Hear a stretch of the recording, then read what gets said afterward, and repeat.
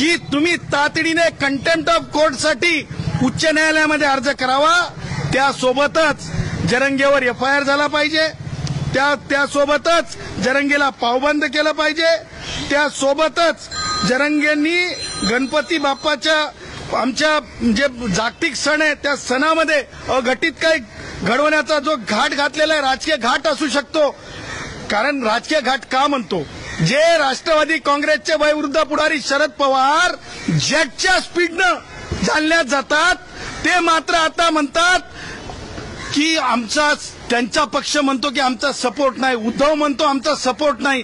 हे आतड्यातल्या कातड्यातलं राजकारण आहे, आतड्यातलं पोटातल्या कातड्याचं राजकारण आहे।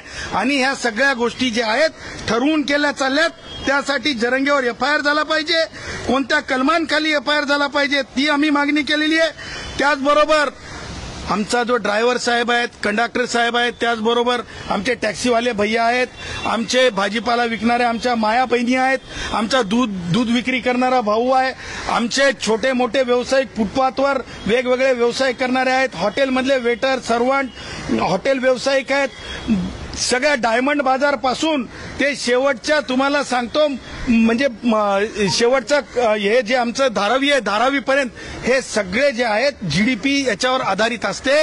आणि जेव्हा अशी जीडीपी आधारित असते हे नुकसान न पेलणार आहे।